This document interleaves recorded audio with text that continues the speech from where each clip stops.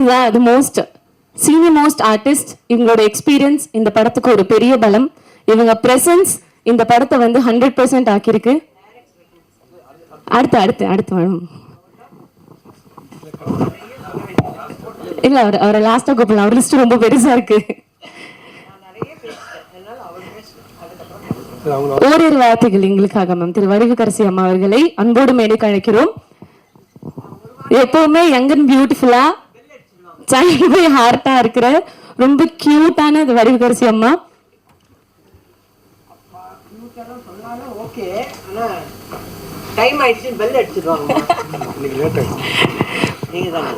அன்னைக்கு ட்ரெய்லர் லான்ச்சே நீங்க இபியும் டிஓபியும் பேசி ட்ரெண்டா கியூட்டிங்க மேம். பெல் அடிச்சிருவாங்க. ஸ்கூல்ல பெல் அடிச்சாவே ஒழுங்கா போக மாட்டோம்.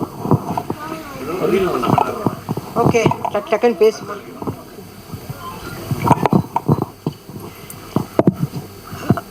அனைவருக்கும் வணக்கம்.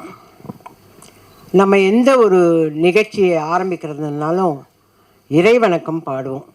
நான் இப்போ இறைவணக்கம் பாட சொல்லலை. ஆனால் நான் இன்னைக்கு உயிரோட மறு ஜென்மம் எடுத்து இங்கே நிற்கிறேன் உங்கள் முன்னாடி எல்லாம்னா அதுக்கு காரணமாக இருந்தவங்களுக்கு இந்த தருணத்தில் நான் நன்றி சொல்ல கடமைப்பட்டிருக்கேன். ஏன்னா இன்றைக்கி எனக்கு தெரிஞ்ச நிறைய மீடியா பீப்புள் எல்லாம் வந்திருக்கீங்க.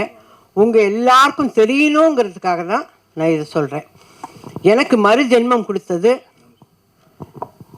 ராஜ்குமார் சேதுபதி, ஸ்ரீபிரியா, சுஹாசினி, மணிரத்னம் சார், கார்த்திக் தம்பி, Suriya, Rajini sir, Kamal sir, ACS Shanmugam, Sarathkumar sir, Radhika.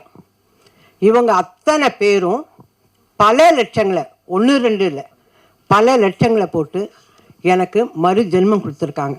அவங்க மறு ஜென்மம் கொடுத்தனால தான் இன்றைக்கி நான் உங்கள் முன்னாடி நின்று பேசுகிறேன். அவங்களுக்கு இந்த தருணத்தில் நான் நன்றியை தெரிவிச்சுக்கிறேன். ஏன்னா இதெல்லாம் வந்து என்னுடைய அன்பு சகோதரர்கள் மீடியா பீப்புளுக்கு தெரியாது. அவங்களுக்கெல்லாம் தெரியணுங்கிறதுக்காக தான் நான் இதை சொல்கிறேன். அதே மாதிரி இப்போது கான்சிட்டி 25வது நாள்.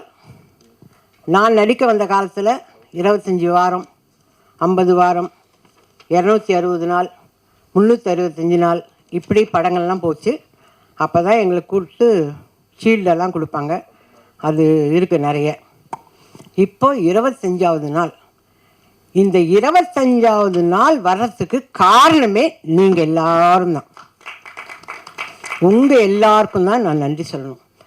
நானே வந்து நிறைய யூடியூப்பெல்லாம் பார்க்க மாட்டேன். இதை பார்க்கும்போது இங்கே வந்தவர் ட்ரெய்லர் ரிலீஸ் ஆன அன்றைக்கி வந்த ஒரு யூடியூப்கார் வந்து சொல்கிறார், நான் வந்து பார்த்தேன், அது நல்லா இருந்தால் படத்துக்கு போவோம், இல்லைன்னா வேண்டான்னு இருந்தேன். ஆனால் படத்துக்கு போய் உட்காந்துட்டு வெளியிலே வர முடியல. அந்த அளவுக்கு அது அவ்வளோ இன்ட்ரெஸ்டிங்காக இருந்தது. அந்த படம் ரொம்ப சூப்பராக பண்ணியிருந்தாங்க அப்படின்னாங்க. நிறைய பேர் சின்ன சின்ன ஆடியன்ஸ் எல்லாம் வந்து கேட்குறாங்க. இவங்க எல்லாருமே வந்து ஐயோ ரொம்ப நல்லா இருக்குங்க, ரொம்ப நல்லா இருக்குங்கன்னாங்க.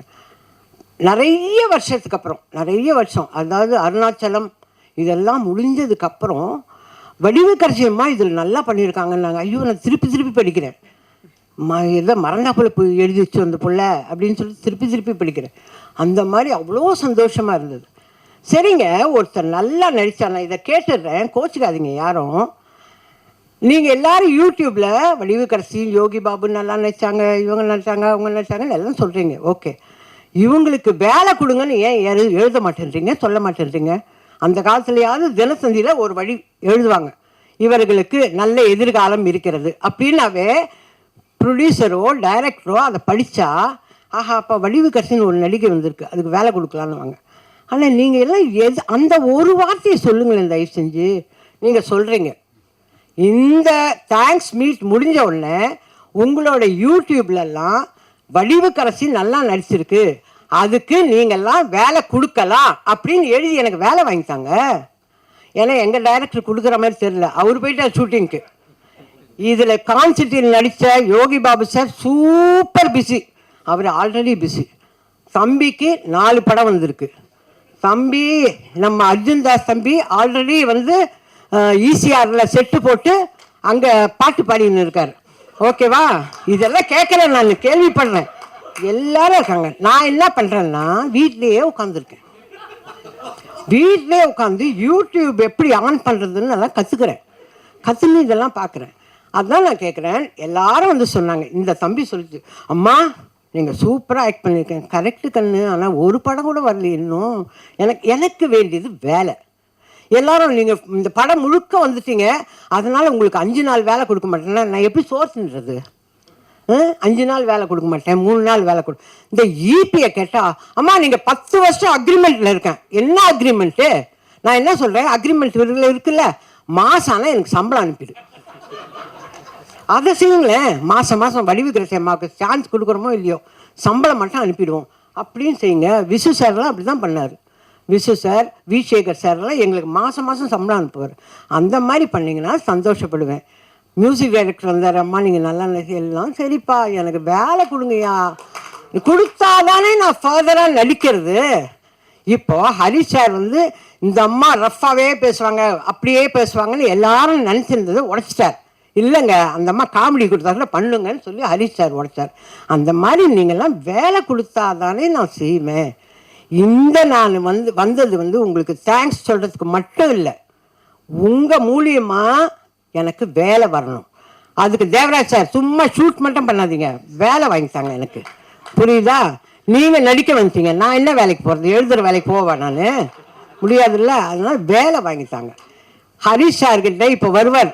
உங்கள் எல்லாருக்கும் நன்றி, நீங்கள் எல்லாம் நல்லா நடித்து கொடுத்தீங்க. ஏன்னா ஹரிஷ் சாரோட டீமுக்கு நன்றி எல்லாம் சொல்ல வருவார். ஓகே. ஆனால் அவர் நம்மளெல்லாம் அழ வைக்கிற மாதிரியெல்லாம் சிலது பேசுகிறாங்க, எனக்கு கஷ்டமாக இருக்குது. எனக்கு அதெல்லாம் பேசுவார். அப்படியே கண்டிப்பாக நான் எடுக்கிற படத்துலலாம் அட்லீஸ்ட் ஒரு நாள் வேலையாவது வடிவுக்கரசி அம்மாவுக்கு கொடுப்பேன் அப்படின்னு ஒரு சத்திய வாக்கு கொடுத்தாருன்னா ரொம்ப சந்தோஷமாக போவேன். அது எப்படிங்க, அவரோட டீமில் பாட்டு எழுதுறவர் இருப்பார், மியூசிக் டைரக்டர் இருப்பார், அர்ஜுன் தாஸ் தம்பி இருப்பார். ஆனால் நான் இருக்கக்கூடாதா? கேட்குறேன் இல்லை? அப்போ நான் வேலை செய்யலையா? அப்போ நல்லா செய்யலையா? சும்மா சொல்கிறீங்களா? என்னை கூப்பிட்டு வந்து உட்கார வச்சு, சரி இந்த வயசான காலத்தில் இதுக்கு இதையாவது நிம்மதி இருக்கட்டும்னு சொல்கிறீங்களா? நான் நல்லா நடிச்சேன்னு உங்கள் மனசாட்சிக்கு தெரிஞ்சால் எனக்கு வேலை கொடுங்க அண்ணாச்சி. நீங்கள் போகிற இடத்துக்கும் எனக்கு வேலை வாங்கி கொடுங்க அண்ணாச்சி. சும்மா நீங்கள் குழந்தைங்களோடவே இல்லை இப்படி. நான் உங்களோட நடிச்சிருக்கேன்ல, நான் நல்லா தான் நடிப்பேன். ப்ராம்ப்டிங் வாங்காமல் நடிப்பேன்ல. போதும். இந்த ஈபி மாதிரியே சொல்லாதீங்க. அந்த ஈபி அப்படி தான் சொல்லிகிட்டு இருக்கு. அந்த மாதிரி சொல்லாதீங்க. எனக்கு தயவு செஞ்சு வேலை வாங்கி கொடுங்க. நான் அடுத்த சக்ஸஸ் மீட்டில் வந்து பேசினாவோ இல்லை ப்ரெஸ் மீட்டில் பேசினாவோ நான் ரொம்ப ரிக்வெஸ்ட் பண்ணி கேட்டேன், நீங்கள்லாம் எனக்கு வேலை வாங்கி கொடுத்துருக்கீங்க, ரொம்ப சந்தோஷம்னு நான் சொல்லணும்.